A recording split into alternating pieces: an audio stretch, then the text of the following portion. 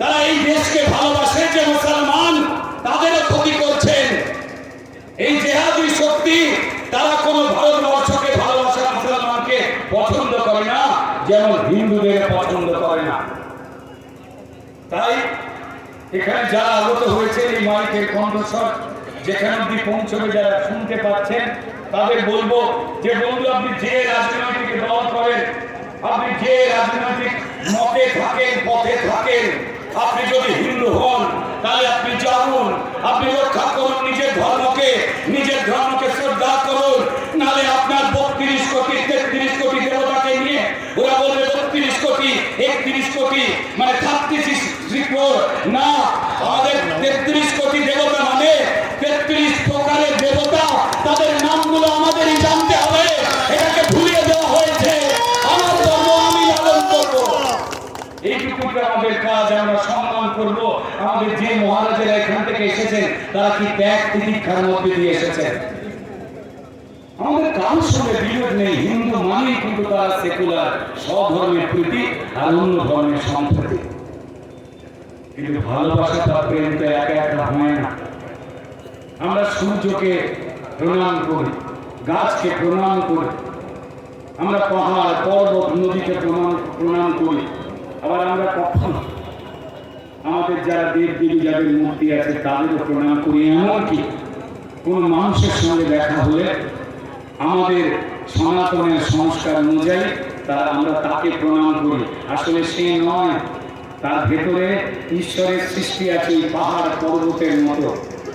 এমনি মানুষের ভেতরে ঈশ্বরটা রয়েছে আমাদের সনাতনে, আমরা তাকে প্রণাম করি। তাই আমি প্রণাম করছি এই মাঠে উপস্থিত হওয়া, এই মঞ্চে উপস্থিত হওয়া সেই সমস্ত আমাদের ভগবানদের অংশকে, যাদের রক্ষা করতে হবে আমাদের সবটা। যারা উল্টো পরিচয় ভুলিয়ে দিতে চায় তাদের শুধু একটাই কথা বলবো, ভালো করে জেনে রেখে দিন, মানব সভ্যতা জন্মের আগে জন্ম হয়েছিল পাহাড়ে, পর্বতে, নদী নালা।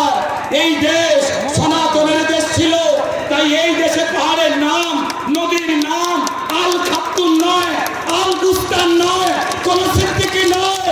আমাদের এই পাহাড় পর্বত নদী যা হাজার হাজার বছর ধরে সত্যের প্রকাশে বয়ে চলেছে, তার নাম হিমালয়, তার নাম গঙ্গা, তার নাম ভাগীরথী। সেখানে যতই কোনো জেহাদি শক্তি আমাদের সনাতনীদের কেটে ভাসিয়ে দেওয়ার চেষ্টা করুক না কেন, এই ঘৃণ্য কথা বলে যারা এই অপশক্তিকে প্রশ্রয় দিচ্ছে, তাদের পক্ষে কাজ করে ভোটকে লুট করবার জন্য বিভিন্ন দেশের লোককে জড়ো করে ভুয়ো পরিচয় পত্র দিয়ে আমাদের সনাতনীদের শেষ করে দেওয়ার চেষ্টা করুক না কেন, মা ভাগীরথী বলছেন, মা গঙ্গা বলছেন, সবাই কিন্তু বলছে, সেখানে আপনাদের নদী স্বীকার করতেই হবে। তবে শেষ কথা বলবো, একটা কবিতা বলে আমি, এরপর দিলীপ বাবু কিছু কথা বলবেন। আপনাদের দাদা, আপনাদের বন্ধু, আপনাদের নেতা। আমরা এই সেকুলার করতে করতে বড় হয়েছি, আমরা ভেঙে ঘুমিয়ে পড়েছি। ওরা কিন্তু এক, যারা নদীর বলে দেওয়া হয়েছে সারা পৃথিবীতে একটাই দেশ থাকবে।